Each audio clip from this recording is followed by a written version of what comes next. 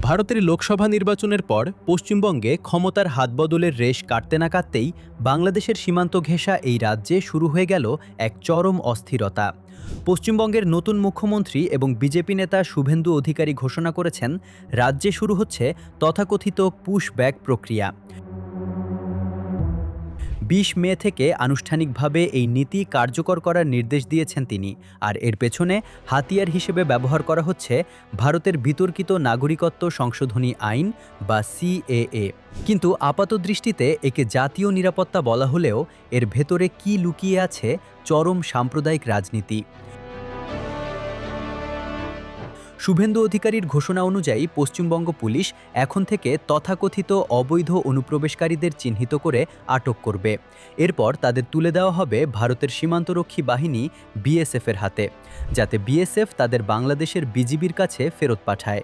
শুভেন্দুর ভাষায় এই নীতি হল ডিটেক্ট, ডিলিট এবং ডিপোর্ট। তবে এই আইনের সবচেয়ে ভয়ঙ্কর এবং বৈষম্যমূলক দিকটি এখানেই স্পষ্ট।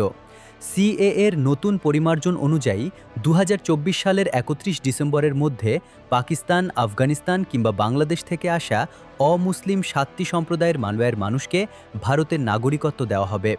পুলিশ তাদের কোনো হয়রানি করবে না, কিন্তু বাদ পড়বেন শুধু মুসলমানরা। অর্থাৎ একই সময়ে সীমান্ত পার হওয়া একজন অমুসলিম ব্যক্তি ভারতের নাগরিক আর মুসলমান হলেই সে অবৈধ অনুপ্রবেশকারী। বিজেপির এই হিন্দুত্ববাদী এজেন্ডা পশ্চিমবঙ্গের সীমান্তবর্তী জেলাগুলোতে চরম আতঙ্ক তৈরি করেছে। বহু বছর ধরে বসবাস করা উদ্বাস্তু পরিবারগুলো এখন তাদের ভবিষ্যৎ নিয়ে শঙ্কিত। যদিও শুভেন্দুবাবু দাবি করছেন অমুসলিমদের ছোঁয়া হবে না, কিন্তু ভারতের বিরোধী দলগুলো বলছে ধর্মের ভিত্তিতে তৈরি এই আইন কার্যত এক বিশাল মানবিক সংকট তৈরি করবে। মূলত পশ্চিমবঙ্গে নিজেদের রাজনৈতিক ভিত্তি শক্ত করতে এবং ভোটার তালিকায় কাটছাঁট করতেই কি বিজেপি সরকার এই পুশব্যাক কার্ড খেলছে? দীর্ঘদিন ধরে চলে আসা একটি অস্থিতিশীল ইস্যুকে নতুন করে উস্কে দিয়ে তারা কি দুই দেশের সীমান্তেই যুদ্ধন্দেহী পরিস্থিতি তৈরি করতে চাইছে না? কিন্তু সবচেয়ে বড় প্রশ্ন হলো, ভারত চাইলেই কি একতরফাভাবে হাজার হাজার মানুষকে বাংলাদেশের ভেতরে ঠেলে দিতে পারবে? বাংলাদেশ কি হাত গুটিয়ে বসে থাকবে? ইতিহাস বলে বাংলাদেশ কখনোই আন্তর্জাতিক নিয়ম লঙ্ঘন করে জোরপূর্বক পুশব্যাক মেনে নেয়নি। নিয়ম অনুযায়ী কাউকে বাংলাদেশে ফেরত পাঠাতে হলে তার বাংলাদেশি নাগরিকত্বের সুনির্দিষ্ট প্রমাণ ভারতকে দিতে হবে। দুই দেশের কূটনৈতিক এবং ফ্ল্যাগ মিটিংয়ের মাধ্যমে তা যাচাই হতে হবে। শুভেন্দু অধিকারী যেভাবে পুলিশ ও বিএসএফ দিয়ে জোর করে পুশব্যাকের হুমকি দিচ্ছেন, বাংলাদেশ সীমান্তরক্ষী বাহিনী বা বিজিবি তা কঠোরভাবে প্রতিহত করতে প্রস্তুত।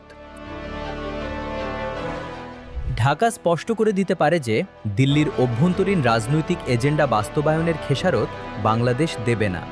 যদি ভারত একতরফা কোনো পদক্ষেপ নেয়, তবে বাংলাদেশও সীমান্তে নিরাপত্তা সর্বোচ্চ স্তরে নিয়ে যাবে এবং যে কোনো পুশিনের চেষ্টা ব্যর্থ করে দেবে।